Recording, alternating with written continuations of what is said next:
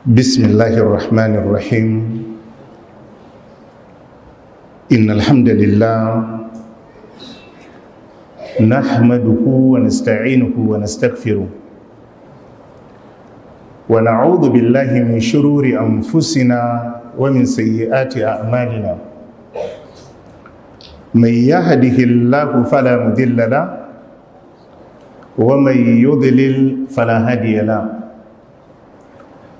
وأشهد أن لا إله إلا الله وحده لا شريك له وأشهد أن محمدا عبده ورسوله يا أيها الذين آمنوا اتقوا الله حق تقاته ولا تموتن إلا وأنتم مسلمون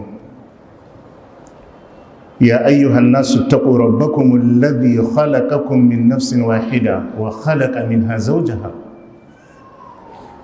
وبث منهما رجالا كثيرا ونساء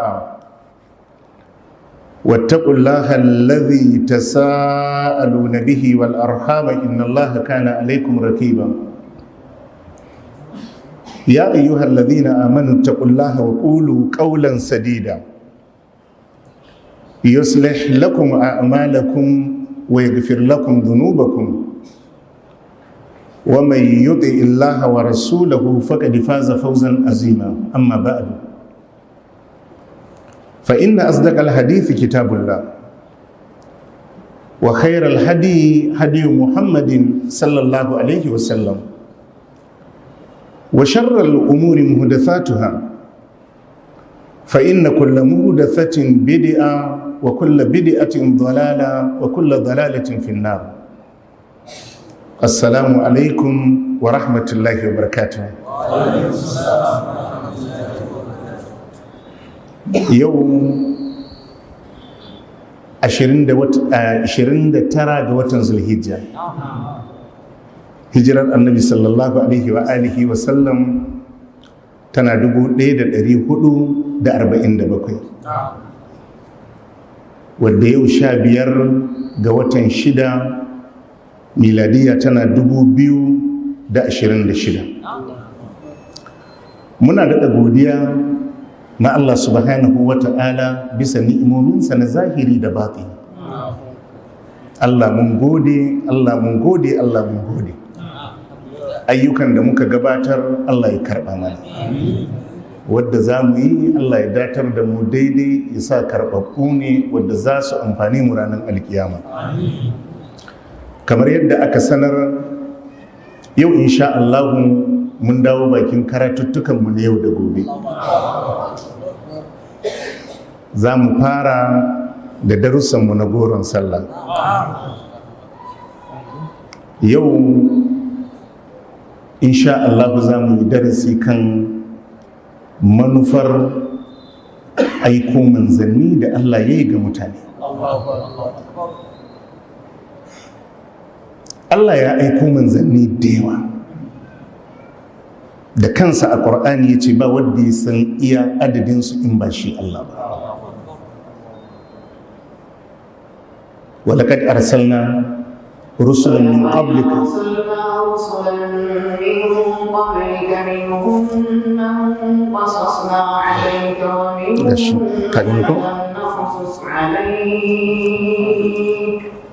وما كان لرسول أن يأتي بآية إلا بإذن الله فإذا جاء أمر الله قضي بالحق وخسر هنالك المبطلون. أولا يقول يتي ورسلا قد قصصناهم عليك من قبل ورسلا لم نقصصهم عليك. ورسلا لم نقصصهم عليك وكلم الله موسى تكليما. الله يتي ولقد أرسلنا رسلا من قبلك. الله يتي حقيقة من أيكو منزني ديوة كابينك كي منزن الله صلى الله عليه وسلم منهم دقا cikinsu man qasasna alayka wa minhum man lam naqasus alayka. Daga cikinsu akwai wadda mun baka labarinsu, daga cikinsu Allah ya ce akwai wadda ba mu baka labarinsu ba. Za a tada alkiyama wani sai a filin alkiyama a nuna ma annabi a ce wannan ma manzo ne da muka aiko shi zuwa ga al'umma kaza. Wa rusulan qad qasasnahum alayka min qablu wa rusulan lam naqasushum alayka. Allah ya ce akwai manzanni mun kissanta maka labarinsu da bayanansu. Allah ya ce akwai waɗanda ba mu kissanta maka. Kuma waɗannan manzanni Allah ya aiko su ne on and on, ba sa yankewa. Summa arsalna rusulana tataran. كلما جاء أمة رسولها كذبوه فأتبعنا بعضهم بعضا وجعلناهم أحاديث فبعدا لقوم لا يؤمنون. Allah ya ce thumma arsalna rusulana tataran. Allah ce sai muka aiko manzannin wannan bayan wannan. Wannan na mutuwa sai a tada wannan, wannan na mutuwa sai a tada wannan, wannan na shuɗewa sai a tada wannan. Wata alƙaryan akan turo mata manzanni biyu lokaci guda ko manzanni uku.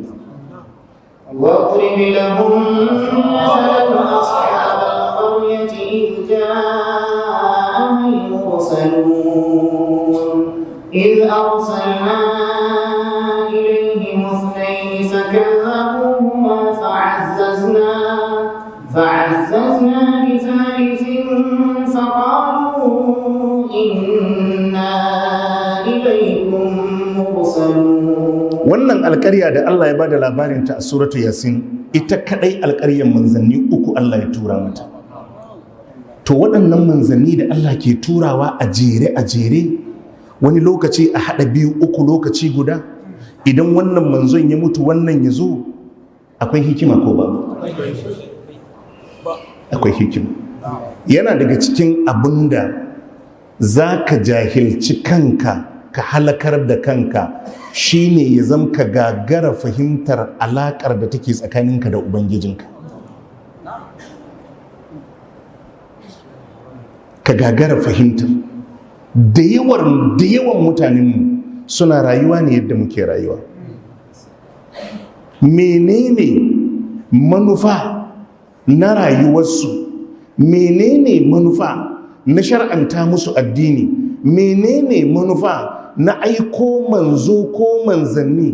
Ba su sani ba, kuma baya daga cikin abin da suke bukatar su.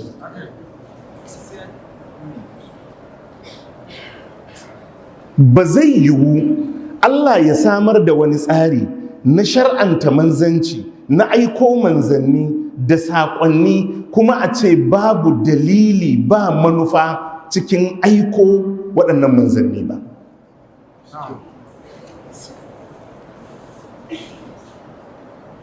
To daga cikin manya-manya ko lamba ɗaya na dalilai da ya sa Allah ke aiko manzanni zuwa ga al'umma, wallahi shine kar a mai tarayya. Allahu akbar. Domin ɗaya daga cikin dalilansa shine ya yanke maka hanzari don kar ku haɗu ka kawo uzuri. Allah na aiko manzo zuwa ga al'ummarsa, zuwa ga mutanensa, domin manzon ya fayyace musu hakkin Ubangijinsu daga hakkin waninsa, ya kuma gaya musu baya lamuntan a haɗa hakkinsa da hakkin waninsa. Jama'a mun fahimta? Duk annabin da kaga an turo, duk manzon da kaga an turo yayi magana da wata al'umma ko wani mutum, zaka samu babban asamin da aka bashi shine ya ma mutanen bayanin karfa su kuskura su hada Allah da wani. Malam, duk yadda ka rike sallah, duk yadda ka rike qiyamul layli da tahajjud, duk yadda ka rike karatun alkur'ani, duk yadda ka rike abun da ka rike, kaga wannan gibin in kai sakaci da shi, wallahi waɗancan ba da su amfani ka.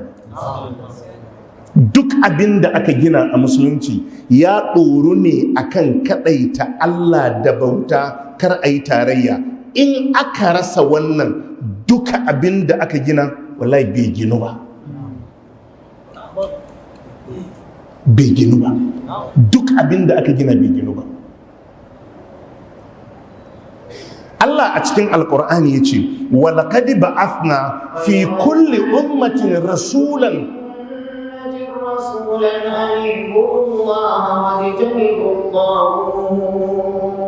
فمنهم من هدى الله ومنهم من حقت عليه الضلالة فسيروا في الأرض فانظروا كيف كان عاقبة المكذبين. Allah da kansa ya ce walaqad ba'athna fi kulli ummatin rasula. Allah ya ce haƙiƙa mun tayar mun tura cikin kowace al'umma da manzo. Wa in min ummatin illa khala fiha nadhir. Duk wata al'umma Allah sai da ya tayar mata da manzo. Wato ka lura da yadda Allah ya ɗauki maganan aiko manzannin nan serious. Ba wata al'umma da za ta zo ko da wasa ta shuɗe wai ba a turo mata da manzo ba yaƙi.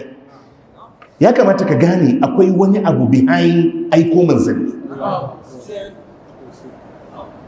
Allah ya ce walaqad ba'athna fi kulli ummatin rasulan, hakika mun aika ma kowace al'umma da manzo ani ibudullaha wajtanibu tagut. Allah ce saƙon da muke bashi ya gaya musu ku bauta ma Allah ku nisanci ɗagutu. Ɗagutu shine duk abin da za a bauta wa koma bayan Allah. Duk annabin da aka tada shi za a aike shi zuwa ga mutanensa. Saƙo na farko da ake bashi ani ibudullaha shine ku bauta ma Allah wajtanibu tagut, ku nisanci duk wani abu da za a rika abin bauta koma bayan Allah. Allah ce kowace al'umma mun tura mata da manzo, kowace al'umma kuma saƙon da muke ba wa manzon na ɗaya shine ya gaya ma al'ummar ta kaɗaita Allah da bauta, kar ta kuskura ta riƙi wani abin bauta koma bayan Allah. Jama'a muna fahimta? Wato yana da kyau ‘yan uwa waɗannan ababa mu fahimce su da kyau. Dalilin da ya sa kake addini don ka shiga aljanna, dalilin da ya sa kake addini shine don ka rabauta. Wannan matsalar ita fir Allah ya ce wallahi in ka tafi da wannan matsalar shi fa ba zai yi haƙuri ba, ya rantsi ya ce ba zai yi haƙuri ba.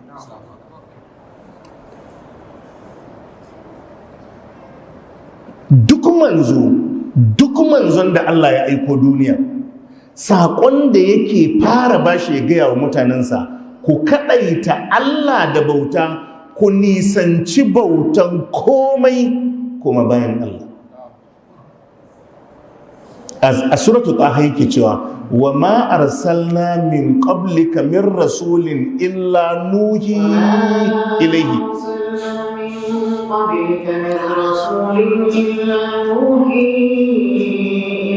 أنه لا إله إلا أنا فاعبدون. Allah ya ce wa manzon Allah sallallahu alaihi wa alihi wa sallam wa ma arsalna min qablika min rasulin. Allah ce ba mu taɓa aika wani manzo daga cikin manzanni ba kafin ka kai manzon Allah sallallahu alaihi wa sallam illa nuhi ilaihi, face mun yi wahayi zuwa ga wannan manzon Allah ilaha illa ana. Allah ce ni kadai ne abin bauta, ni ɗaya. Fa'budun, ku bauta ne. Duk manzon da Allah ya daga, Allah ya ce wa manzon Allah sallallahu alaihi wa alihi wasallam ban taba aika wani manzo daga cikin manzanni na ba kafin ka, face duk manzon da na daga nakan mishi wahayi ne ba abin bauta da gaskiya sai ni, kuma ku bauta ne. Mansalat duk inda ka ga wani sako yana bin bayan wannan ne. In ba a samu wannan ba to ba a fara ma wancan ba, ba a ma fara wancan. In ba a samu wannan ba wallahi ba a fara sallah ba, ba a fara azumi ba, ba a fara zakka ba, ba a fara komai ba. ka fahimci musuluncin da kake yi da kyau kuma ka fahimci ai kake yin sa. Wa ma arsalna min qablika min rasulin, ba mu taba aika wani manzo ba kafin ka kai manzon Allah sallallahu alaihi wa alihi wa sallam illa nuhi ilaihi, face mun yi wahayi zuwa ga wannan manzon Allah ilaha illa ana, cewa babu abin bauta da gaskiya Allah ce sai ni fa abudun, ku bauta ne. To duk kuma abin da aka yi wahayi wa manzo ai shi ake so ya isar ma al'ummarsa.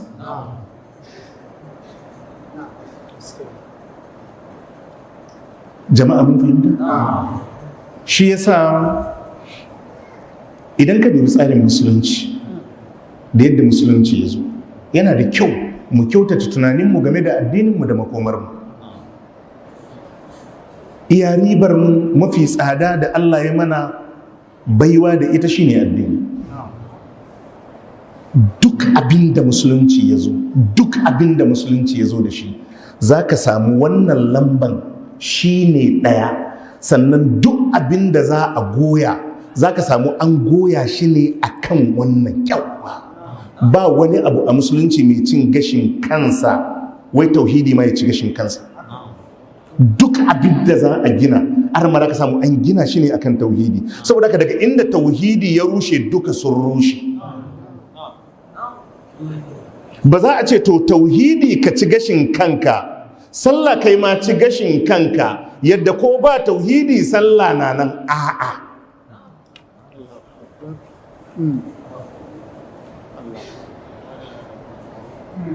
Saboda haka duk wadda zai yi magana, duk wadda zai yi magana, in dai a musulunci ne, ko annabi ne, ko manzo ne, ko sahabi ne, wani daga cikin magabata ne, da ka samu abin da zai fara maka magana a kai shine asalin farko. Addinin nan na Allah ne, dalilin da ya sa Allah ya halice ka don ka bauta mai shi kadai, ba fa don ka bauta mishi ba, ka bauta mai shi kadai. Shi ne ma'anar la ilaha illallah. La ilaha, kore duk wani abin bauta da gaskiya illallah sai Allah. Saboda haka sunan musulunci ma ya samu asali ne daga bauta ma Allah shi kadai. Saboda haka karka damu kana yin bauta, abin damuwar shi kadai kake bauta.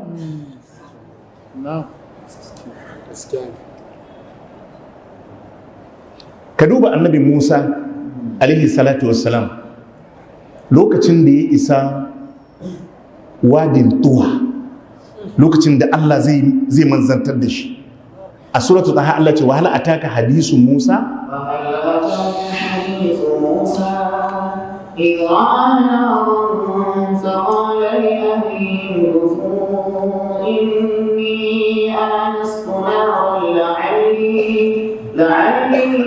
آتيكم منها بقبس أو أجد على النار هدى فلما أتاها نودي يا موسى إني أنا ربك فاخلع نعليك إنك بالوادي المقدس طوى وأنا اخترتك فاستمع لما يوحى سيتي إنني أنا الله لا إله إلا أنا لا إله إلا أنا فاعبدني وأقم الصلاة لذكري. Allah ya ce wa manzon Allah sallallahu alaihi wa alihi wa sallam, hal ataka hadithu Musa? Allah ce mishi labarin annabi Musa ya taba zuwa maka, ka taba ji? Idra anaran, lokacin da ya hango wuta bayan ya fito daga Madayana da shi da iyalinsa suna tafiya, to sai suka bata a hanya, to sai ya hangi wuta tana ci a cikin jeji. Faqala li ahlihim kuthu, sai ya ce ma iyalinsa ku zauna anan ku jira ni, inni anastu nara, na hango wuta, la'alli atikum minha biqabasin aw ajidu ala nari huda, bari na je in ma ban samu hanyar da za mu bi batun daga wutar mu samu wadda ya kunna ta, sai in ɗauko bakin garwashin wuta domin a lokacin ana sanyi mu hura mu ji ɗumi kafin gari ya waye mu nemi inda za mu bi, aw ajidu ala nari huda, ko na samu wadda zai nuna mana hanya a wajen wutan. yace ku jira ni. A wata sura ce sa'atikum bi khabari, zan zo muku da labari. Falamma ataha, lokacin da annabi Musa ya isa inda wutar take ci, nudiya ya Musa, sai ji an kira shi an ce mishi ya Musa inni ana rabbuka. Allah ya ce mishi ni ne ubangijinka. A suratul naml ya ce mishi innani ana Allah. Ba kana ji ana Allah Allah ba? Allah ce to ni ne Allah. Inni ana rabbuka, yace ni ne ubangijinka, fakhla'na alayka, cire takalmanka, innaka bil wadil muqaddas tuha, don ka shigo wadin tuha mai tsarki. Allahu akbar. Wa anaktartuka, Allah ce kuma ni na zabe ka zaka zama manzo. Allahu akbar. Ya Musa inni istafaituka ala nasi bi risalati wa bi kalami.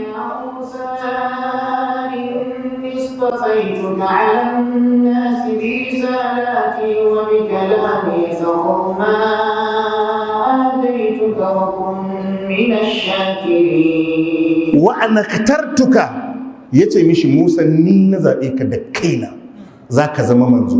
Sai yace mishi fastami lima yuha, ka ji da kyau abinda zan gaya maka, ka ji da kyau abinda za a ma wahayinsa. Kun ji abinda ya gaya mishi? Innani ana Allah. Allah ya ce ni ne Allah, la ilaha illa ana, ba abin bauta da gaskiya sai ni. Fa aqimis salata li dhikri, ka tsayi da sallah don tunani. Kun ji sakon farko? To fitowan annabi Musa har da gwagwarmayan karɓan yancin banu Isra'ila ya fito, amma wala abin da aka fara gaya mishi kaɗaita Allah da bauta. Ƙarshen kissan zaka ji ana cewa fa'atiyahu faqula inna rasula rabbika fa arsil ma'ana bani isra'ila wala tu'azzibuhum.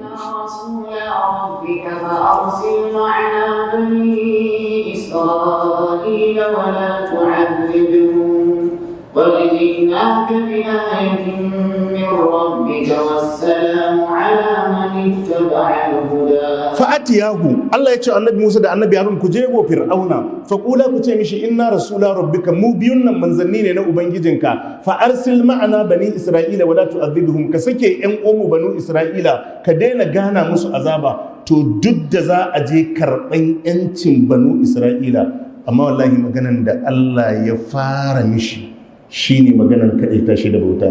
Shi sa duk ɗan gwagwarmayan da yake ganin wai sai an ajiye addini a gefe a yi gwagwarmaya, wallahi ya yi asara.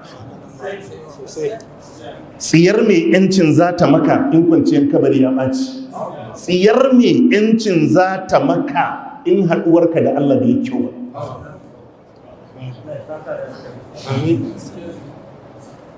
Jama'a mun fahimta? Innani ana Allahu la ilaha illa ana, ni ne Allah, ba abin bauta da gaskiya sai ni. Fastami lima yuha. Innani ana Allahu la ilaha illa ana fa aqimi salata li dhikri fa abudni wa aqimi salata li dhikri, ka bauta mini ka tsayi da sallah don ambatona. Kun ji inda aka fara? Wato ka je ka dauki alqur'ani ka dinga bi, duk magana inda ayi. Lukman faɗansa ya ajiye, yaro ne da bai wuce shekara 7 zuwa 9 ba, yana so ya mai nasiha, amma bari ka ji abin da ya fara gaya mishi. وإذ قال لقمان لابنه وهو يعظه يا بني لا تشرك بالله إن الشرك لظلم عظيم. وإذ قال لقمان لابنه، Allah ya ce lokacin da Lukman ya ajiye ɗansa wa huwa ya izuhu, yana mai wa'azi, ya bunayya, yace ya kai karamin ɗana, la tushrik billah, kar kai shirka da Allah. Kenan kaga naziri abinda ake fara koya ma yaro kar yi shirka wa Allah. Inna shirka la zulmun azim, sai ya biyo hakkin iyaye, sai ya biyo kaza, karshe sai ya zo yake koya mishi yadda zai yi mu'amala da mutane. Wala tusair khaddaka lin-nasi wala tamshi fil ardi maraha. ولا تمشي في الأرض مرحا إن الله لا يحب كل مختال فخور. wala tusayyir khaddaka linnas, karka dinga daga habanka wa mutane, ma'ana karka dinga ma mutane kallon banza. Wala tamshi fil ardi marahan, karka dinga tafiya kana takama. Amma fa duk wannan karatu na tarbiyya da za a ma yaron, abinda aka fara ce mishi karka taba gefen Allah.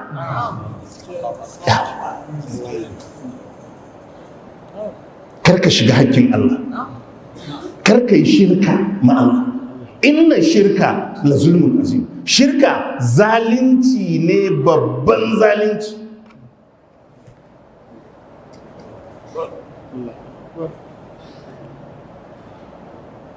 Jama'a mun fahimta? Duk abin da za ka yi, dubi annabi Yusuf lokacin da yake zaune a kurkuku alaihi salatu wassalam, Allah ya ce wa dakala ma'ahu sijina fatayan. Bari ku ji wannan ayoyin.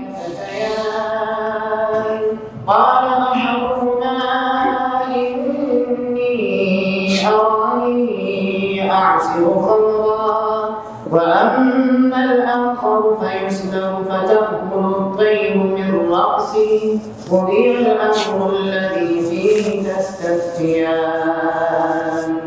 وقال للذي ظن أنه ناج منه اذكرني عند ربك فأنساه الشيطان ذكر ربه فلبث في السجن بضع سنين وقال الملك إني أرى 7 بقرات أرمهما بايا ودخل معه السجن فتيان قال أحدهما ساكي كرنتاوا ودخل معه السجن فتيان قال أحدهما إني أراني أعصر خمرا وقال الآخر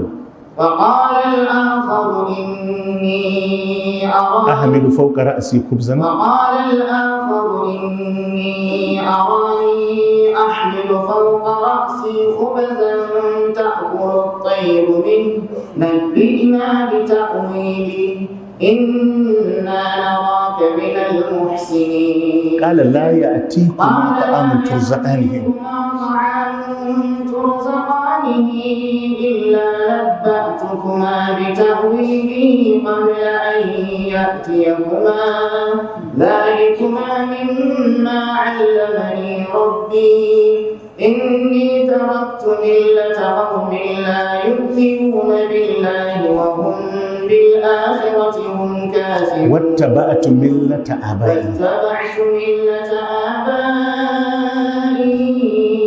إبراهيم وإسحاق ويعقوب ما كان لنا أن نشرك بالله من شيء ذلك من فضل الله علينا وعلى الناس ولكن أكثر الناس لا يشكرون يا صاحبي السجن أأرباب متفرقون خير متفرقون خير أم الله الواحد القهار ما تعبدون من دونه إلا أسماء سميتموها أنتم وآباؤكم إلا أسماء سميتموها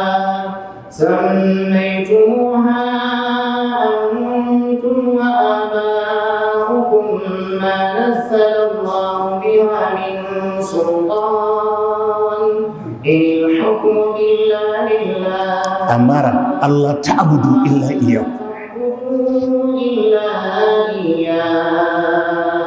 ذلك الدين القيم ولكن أكثر الناس لا يعلمون الله يمك البركة الله يجي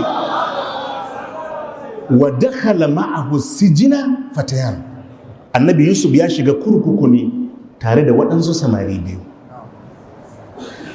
qala ahaduhuma ɗayan yadda suka lura da annabi Yusuf da baiwar da Allah ya ma annabi Yusuf qala ahaduhuma ɗayan su sai yace ma annabi Yusuf inni arani a'siru khamra yace nayi mafarki a mafarkin na ganni ina matsar giya ina tace giya wa mai gidana wa qala al-akar ɗayan sai yace inni arani ahmilu fawqa ra'si hubzan, yace ni kuma nayi mafarki ina dauke da waina gurasa ko masa a kaina, ta'kulu tayru min, tsuntsaye suna zuwa suna cafa daga kai.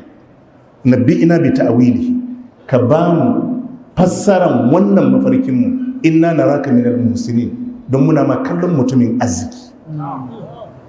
Kalisi yace musu la ya'tikuma ta'amun turzaqanihi illa nabba'atukuma bi ta'wilihi, yace ku kwantar da hankalinku, ba fassarar mafarki ba. Inda za a zuba muku abinci daga gida a kawo muku nan, zan gaya muku miyan meye da me a cikin abinci. Qabla an ya'tiya kuma, kafin ya iso inda kuke.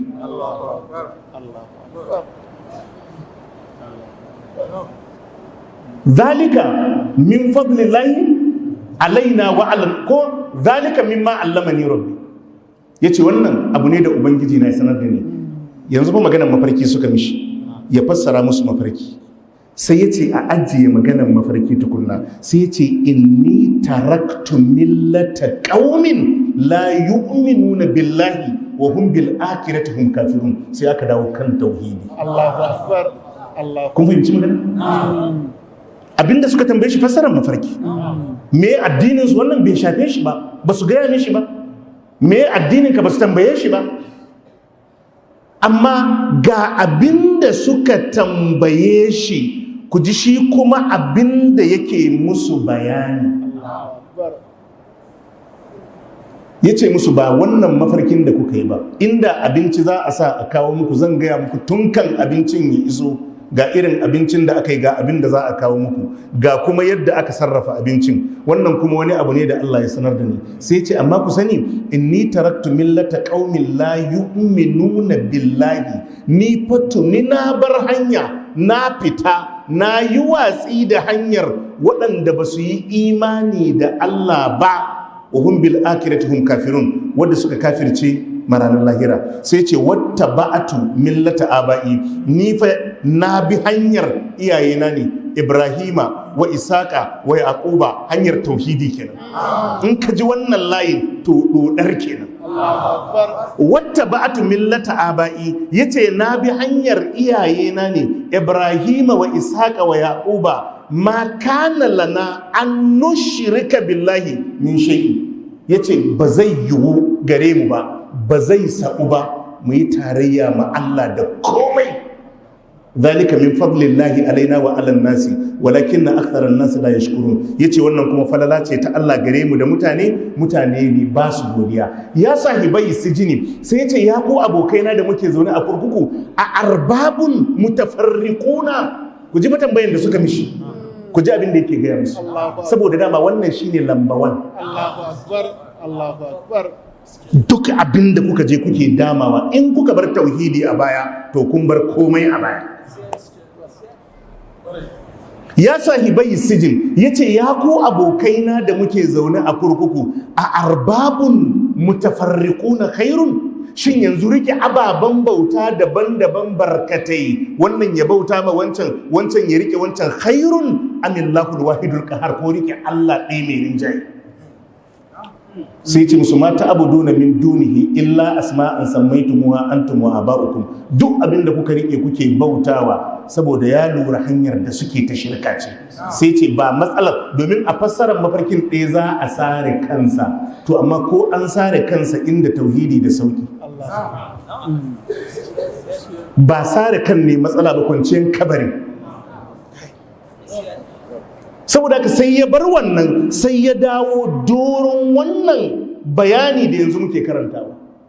Jama'a mun fahimci da ake duk yadda kake ganin abun da nauyi, ka yi haƙuri, shine layi mai kyau ne. Hakkin Allah ya fita, bayi cuɗuwa da na wani. Lokacin da Annabi sallallahu alaihi wasallam ya aika Mu'az zuwa Yemen, sai ya ce mishi falyakun awwalu mata da uhun ilaihi shahadata Allah ilaha illallah, ya ce ya zam abu na farko da za ka kira su a kai shine shaidawa ba abin bauta da gaskiya sai Allah. Ya tura shi a matsayin malami ne, zai je ya koyar da su addini, ya koya musu ƙur'ani, shi zai karɓi zakka, shi zai raba zakka, shi zai yi komai. Amma wasiyar da annabi ya mishi, falyakun awwalu ma tad'uhum ilayhi shahadatu an la ilaha illallah wa anna muhammadan rasulullah. Farkon abin da zaka fara da shi shaidawa ba abin bauta da gaskiya sai Allah, da kuma shaidawa annabi Muhammad sallallahu alaihi wa alihi wa sallam manzo ne na Allah. Ni jama'a muna fahimta? Sosai. A wannan hadisin Ummu Salma wadda al-Imam Ahmad ya fitar, muna yawan maimaita hadisin hijiran sahabban Annabi sallallahu alaihi wasallam zuwa Habashi. Ai da Ja'far ya tashi a gaban sarki Najashi, yace ayyuhal malik, yace ya kai wannan sarki, kunna qauman ahla jahiliya, a wata riwaya kunna qauman ala shirk, yace mu mutane ne da muke rayuwa akan shirka a jahiliya. Na abudul asnam, muna bauta ma gunki, wa na akulul maitata, muna cin mushi, wa na atil fawahisha, muna zakke ma kowace irin alfasha, wa naqta'ul arham, muna yanke zumunci, wa nusi'ul jiwar, muna munana zamantakewa da makwabtaka, wa ya'kulul qawiyyu minna ad-da'if, sannan mai karfi yana cinye maras karfi. Ma'ana mai karfi in ya taba maras karfi sai Allah ya isa. Irin rayuwar Najeriya ke haka ne.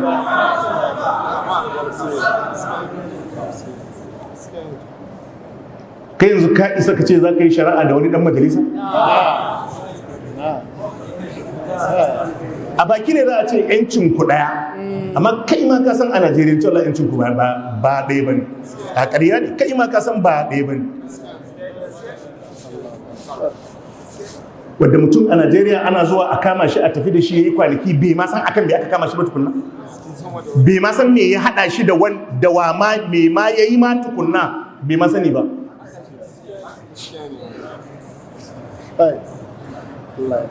Jama'a mun fahimta?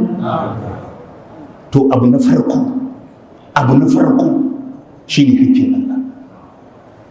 Fa kunna ala zalik, yace to muna rayuwa haka a wannan jahiliyar, hatta ba'atha Allahu ilaina rasulan minna, sai gashi Allah ya tayar mana da manzo, ya aiko mana da manzo daga cikin mu.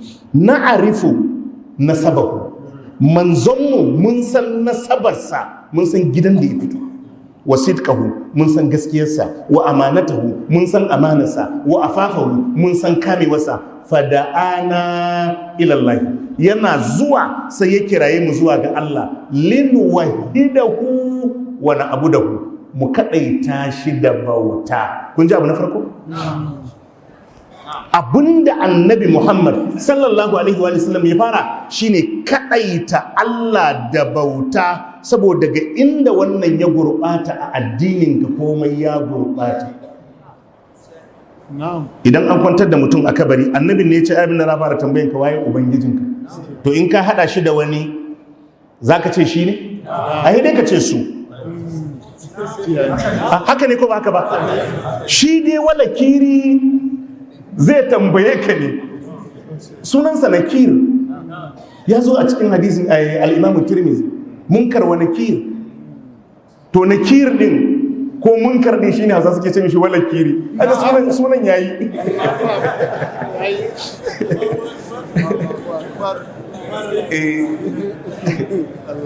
Abinda za a tambaye ka, man rabbuka, waye ubangijinka, kaga ɗaya kenan.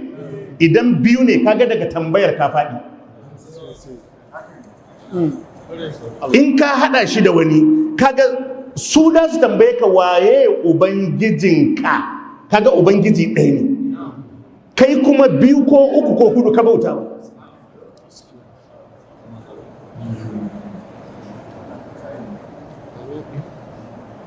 Jama'a mun fahimta?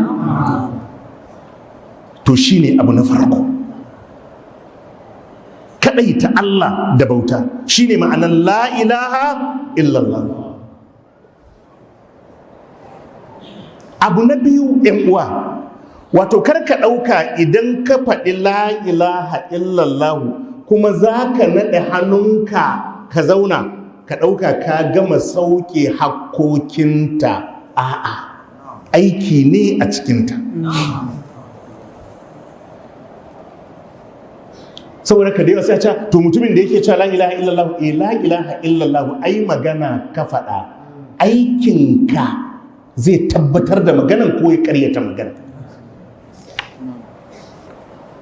Mutane nawa ga su a Qur'ani Allah yakan ambace su sukan ce su mu'mine ne, Allah ce wa ma hum bi mu'minin, a wani ko ce ƙarya suke. Ai ayyukansu ya tabbatar da ƙarya suke. To shine abinda kalmar shahada take dauke da shi. La ilaha korewa ne, illallahu tabbatarwa ne. Saboda haka ba a cewa ka yarda Allah shi kadai ne abin bauta, gobe kuma a ganka kana kiran wani koma bayan Allah. Kaga ai la ilaha illallahu bata cika ba, to dole sai ta cika. Saboda ka faɗinka na la ilaha illallah, faɗinka na Muhammadun Rasulullah alaihi salatu wassalam, to wannan bai nuna ka gama aikin ba. Akwai hakkokin da suke da shi da sharuɗa da komai wadda sai ka sauke su. Yarda ba abin bauta da gaskiya sai Allah, sannan kore tunkuɗe duk wani abu kuma da ake bauta koma bayan Allah.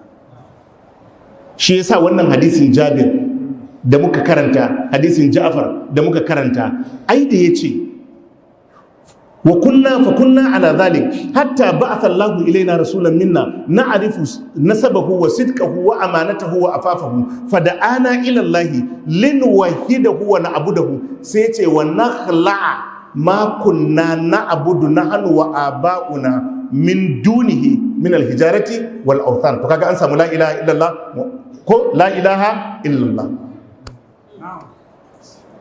mu kadaita Allah da bauta. Sai yace kuma mu tubu da mu da iyayenmu daga duk abin da muke bautawa koma bayansa na duwatsu da gumaka da dukkan abin da ake bauta koma bayan Allah. Ashe idan ka furta kalmar shahada, to kuma sai ka kore duk abin da ake bauta koma bayan Allah. Amma in ka furta kalmar shahada sannan ka gayyato wani abu kuma da ake bautarsa koma bayan Allah, ko ka haɗa Allah da wani a cikin bauta, to kaga la ilaha illallah ka ta samu gibi. Yan uwa muna fahimta?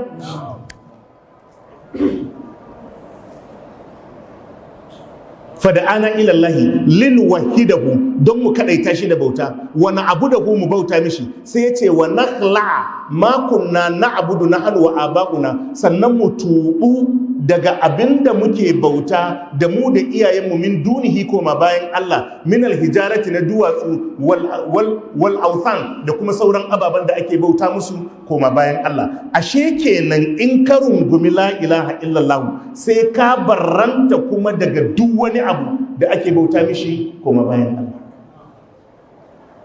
Shi yasa annabi Ibrahim Allah ke bada labarinsa a cikin suratul Zukhruf, wa idh qala Ibrahimu li abihi wa qaumihi innani bara'un mimma ta'budun. إنني براء مما تعبدون إلا الذي فطرني فإنه سيهدين. Allah ya ce wa idh qala Ibrahimu li abihi wa qaumihi, ka tuna lokacin da annabi Ibrahim ya ce wa babansa da mutanensa, innani bara'un mimma ta'budun, na barranta, na yi bara'a ma duk abin da kuke bautawa. Sai ya ce illallazi fatarani, wadda na rike kawai iya wadda ya halicce ni, ya kage halitta na. Kaga la ilaha illallah ta shigo.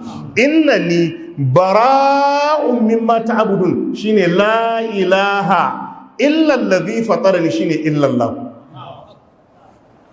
Haka ake kadaita Allah da bauta, ba ka faɗa ka zauna ka ci gaba da jawo waɗansu ababa kana shigar da su cikin harkokin Allah.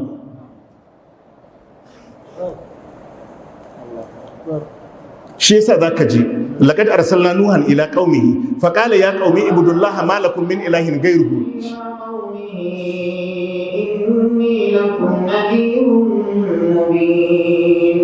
ألا تعبدوا إلا الله إني أخاف عليكم عذاب يوم عظيم. to haka zaka ji annabi nuhu malakum min ilahin gairuhu, annabi hudu ubudullaha malakum min ilahin gairuhu, annabi salihu ubudullaha malakum min ilahin gairuhu, annabi shu'aibu ubudullaha malakum min ilahin gairuhu. Bayan ka karbe Allah a matsayin abin bauta, to kuma sai ka yaƙi duk wani abun bauta koma bayan saka mishi bara.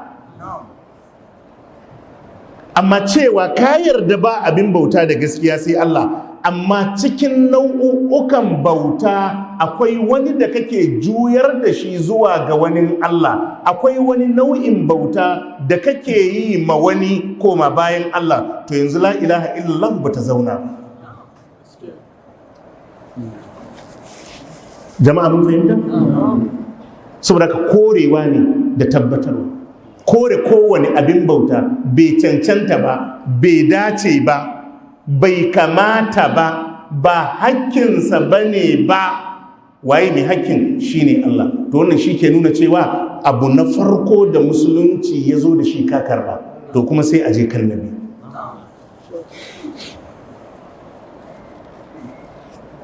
Abu na uku shi ne, wato ka lura shi kuma duk abin da za a bauta koma bayan Allah kudin goro Allah ya mishi.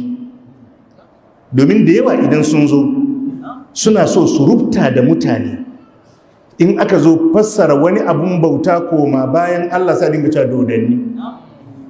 To kaga kai in an ce ma dodo, in an zo ma da wani shehi ko wali, kaga ai zaka karba.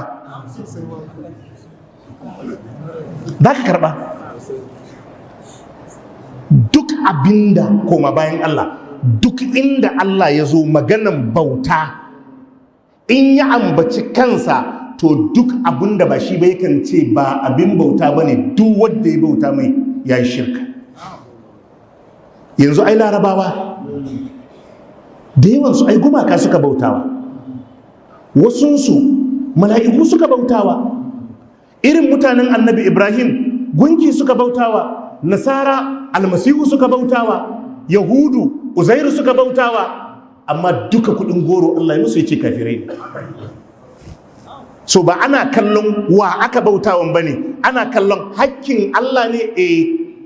Wanda yayi bautan yayi shirka, abinda yayi sunanta shirka. Wanda aka bautawa yana da hali biyu, idan ya sani ya yarda ya zama dagutu, in bai sani ba ba da yardansa ba ya barranta. Jama'a mun fahimta? Saboda haka wajen bautan wani Allah duk abin da ka rike, ya ayyuhan nasu duriba masalun fastami'u la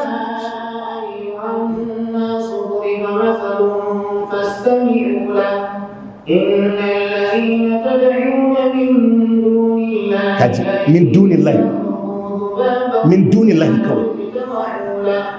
وإن يسلبه الضباب شيئا لا يستنبئه منه ضعف الطالب والمطلوب. يا أيها الناس ضرب مثل فاستمعوا له إن الذين تعبدون من دون الله هكذا يقول تدعون من دون الله waɗanda kuke kira koma bayan Allah, to annabawa da manzanni duka min dunillahi ne, mala'iku min dunillahi ne, kowa min dunillahi ne.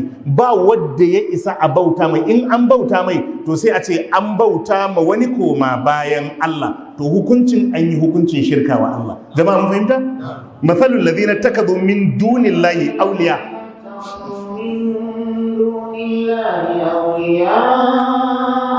العنكبوت اتخذت بيتا وإن أوهن البيوت لبيت العنكبوت لو كانوا يعلمون. والذين تدعون من دون الله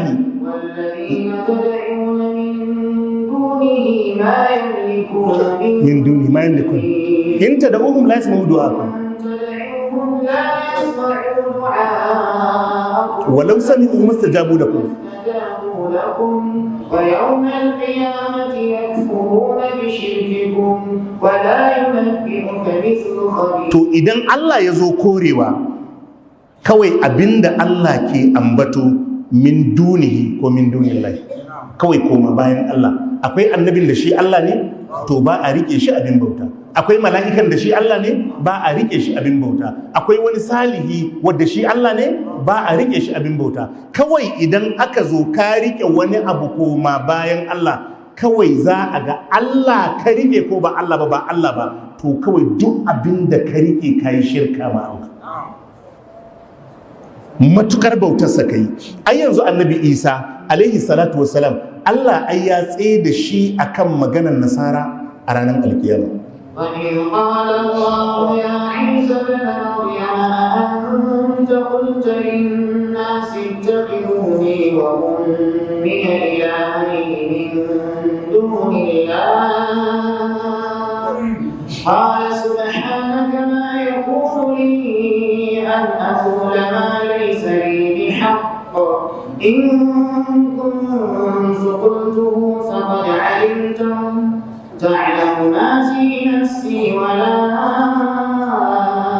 أعلم ما في نفسك إنك أنت علام الغيوب. إذ قال الله يتي لوكacin da Allah yace ya Isa bana Maryam, ya kai Isa dan Maryama, a anta qulta lin-nasi, kai ne kace wa mutane ittakizuni wa ummiya ilahaini min dunillah, ku rike ni da ni da mamata koma bayan Allah. Allah ce kai ka gaya musu.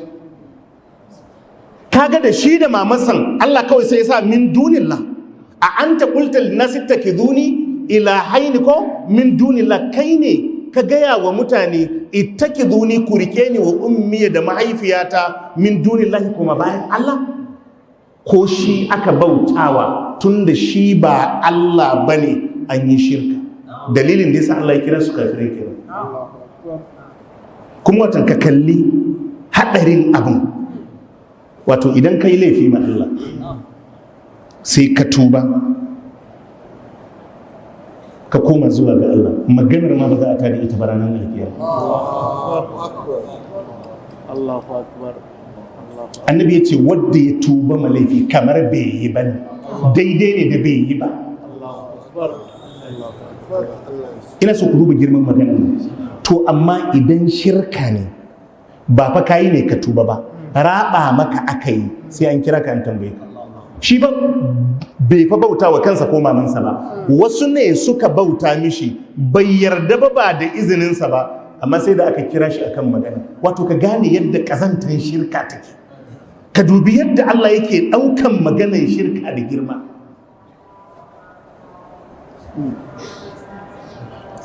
Jama'a mu fahimta? Qala subhanaka, sai ce Allah tsarki ya tabbata gare ka, ma yakunu li an aqula ma laysa li bi haqqin. Yace ai ba zai yiwu gare ni na faɗi abin da ba haƙƙi na ba. Bauta, yace Allah bauta me ya haɗan da bauta? Yace ba haƙƙi na bane, ba zai yiwu na ce amun abin da ba haƙƙi na bane. In kuntu qultuhu faqad alimtahu. Ya ce Allah in kuma na faɗa na ce su bauta mini, Allah ka san na faɗa, in ban faɗa ba ka san ban faɗa ba. To ba bai faɗan ba, bai faɗan ba. Duk ayoyin nan zaka ji innal ladina tad'una, wadda kuke kira koma bayan Allah. Saboda haka daga lokacin da mutum ya zo ya tuntube zai faɗi sai ya kira shehu, to an samu matsala. An samu matsala.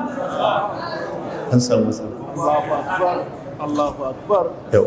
To yadda abin yake, don Allah kai ka tsaya ka fahimci addinin ka da kyau. Mu dauki farkon manzo annabi Nuhu alaihi salatu wassalam.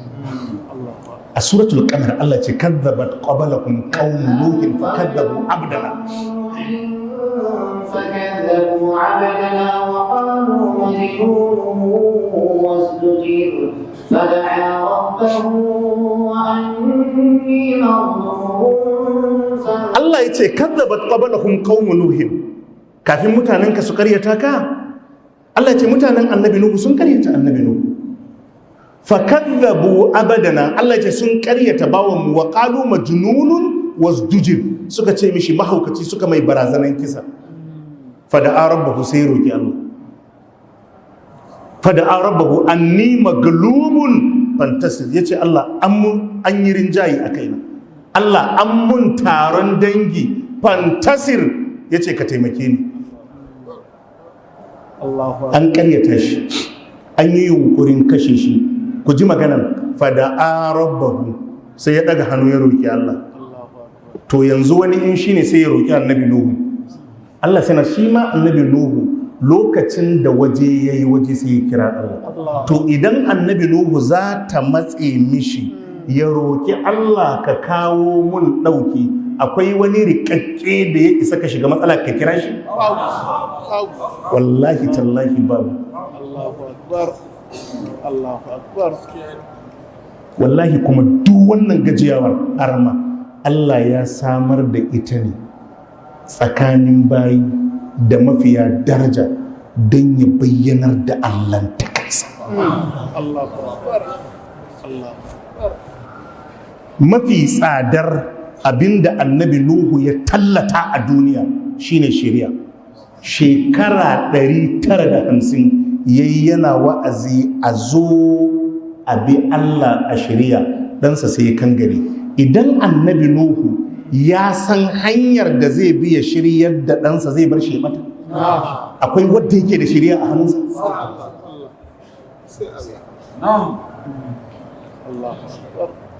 A shekara 1000, shekara 50 ne ba, zallan wa'azi yake yi a shiryar da mutane zuwa ga Allah.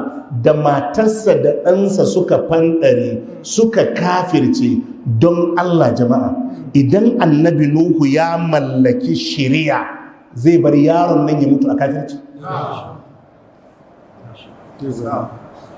Qul innal huda hudallah. Shiriya ta Allah ce. Yana daga cikin abin da ya taba annabi Adam, har ranar alkiyama annabi ya ce annabi Adam na maimaitawa, shine cin itaciyar nan da yi.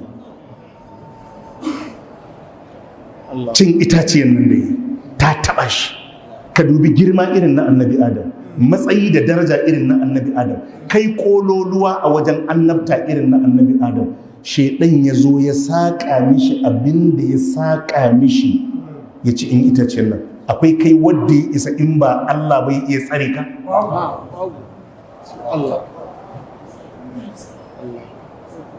Wai ka ɗauki ɗanka wai ka kai ma wani, wai zai je mishi wai daga yau wai ya daina. Wallahi ƙarya ne. Shi ma mai mishi addu'an wallahi bai isa ya hana ɗansa yin wannan abu ba. A dai ɗaga hannu a roƙi Allah ya shirye shi, amma wallahi ba yi da tofin da zai mishi wai ya shiryar da shi. Wallahi babu. Ya dai kawai in ya ganka gara shi kenan. Idan akwai wannan tofin, annabi Nuhu shi bai san tofin ba?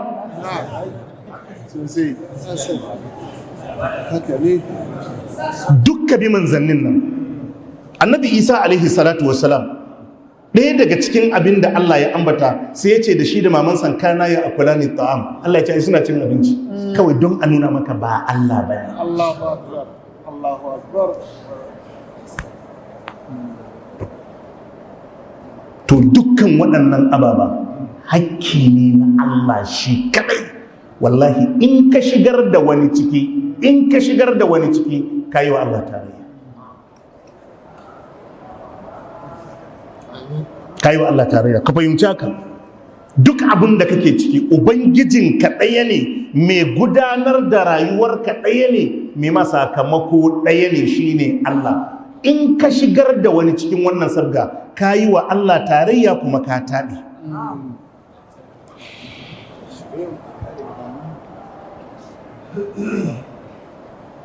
Jama'a mun fahimta? Darasinmu na jibi Laraba za mu yi ne akan Allah shi kadai ne cikin ayyukansa. Shi kadai ne. Shi kadai ne cikin ayyukansa.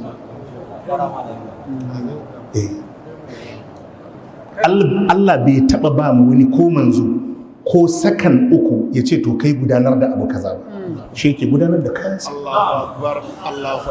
Bai taba ba mu wani ba. Bai taba ba mu wani ba. Ba a taba ba mu wani steering ba. Sai dai ya ce mishi yi kaza kar ka yi kaza amma ce bangare kaza ko ɗanka a ce to kai yanzu kula da shi Allah ya ki wannan ƴaƴankan da ka gani kawai sai abin da ka gani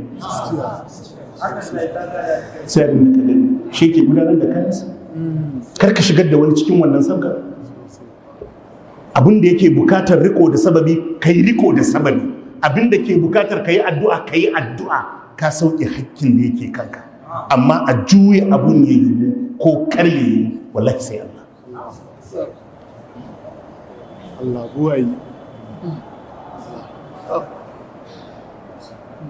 Allah ya muku albarka subhanaka allahumma wa bihamdika ashhadu an la ilaha illa anta astaghfiruka wa atubu ilayk